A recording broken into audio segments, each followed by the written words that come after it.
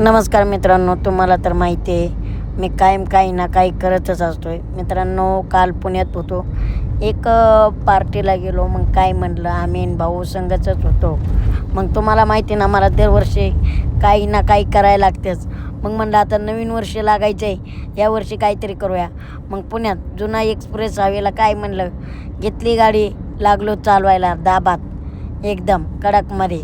संध्याकाळी 12:30-1चा टायमिंग होता, त्यामुळं काही ट्रॅफिक वगैरे नव्हतं. पण तरी भेद व्यवस्थित गाडी चालवत होतो. कसं आहे ना मित्रांनो, बरेच लोक म्हणतात गाडी जमत नाही, तुला लायसन कोणी दिलं आहे. अगं पुढं पोलीस डिपार्टमेंटच्या गाड्या होत्या, पण त्यांनी म्हणली साहेब जाऊन द्या, काय अडचण नाही. मग त्यांच्या मदतीने चालवली गाडी. आणि दुसरी महत्त्वाची गोष्ट, तुमचं सर्वांचं कमेंटच्या माध्यमातून माझ्यावरती तर प्रेम भरपूरच असतं. डायरेक्ट 60नेच गाडी चालवली, विशेष नाही, कडकमध्ये.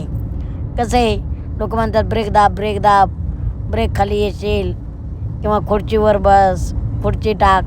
त्यामुळे त्यांना दाखवलं आहे. पुढे एवढी गर्दी आहे, 60च्या स्पीडने गाडी चालली आहे.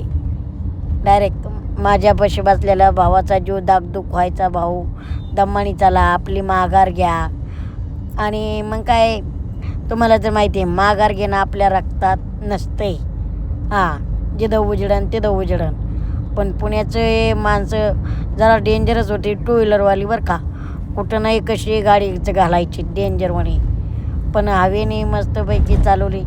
गाडी चालवणं आहे ना, फील आणि माहोल हा वेगळाच असतो आहे, खतरनाक. पुण्यात पहिल्यांदाच गाडी चालवत होतो. सिग्नल ते येत होते, त्यांनाही क्रॉस जात होतो. क्रॉस म्हणजे कसं, घेरची त्याचे अजून अनुभव नव्हता, पण जपून टाकत होतो. कारण सिग्नल म्हणलं की मला भीती वाटते. कारण आपली गावाकडे कसं, एकदा सुसाट निघालं की निघालं, विषयच नाही. पण इथं सिग्नल बरं, एकाकडे पुण्यातली माणसं नवीन ड्रायव्हर बघितलं की गाडी लगेच दाबणार. पण आपल्याकडे बघून सगळ्यांनी सहकार्य केलं, कोणी दाबले नाही. कसं आहे मित्रांनो, हा व्हिडिओ खास तुम्हाला ते माहिती आहे कुणासाठी असेल, जलनो वालों को दुआई काफी आहे. गाडी शिकतोय, पण आग कुणाला लागते तुम्हाला माहिती आहे. सगळ्या तरुण पोरांच्या विचारांना असा भडका उघडतोय आगीचा. कारण कमेंट करावा काय, हा प्रश्न त्यांना पडतोय. पहिले उंचीवर कमेंट करायचे, आता गाडी शिकतोय, आता गाडीवर. आणि राहिलंच मुद्दा काय. पण चला, जे मुद्दे राहिल्या त्या मुद्दा आपण खोडून काढणार आहोत.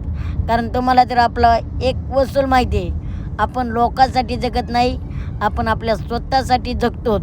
आणि स्वतःसाठी करत नव्हे तर समाजासाठी करतो. त्यामुळं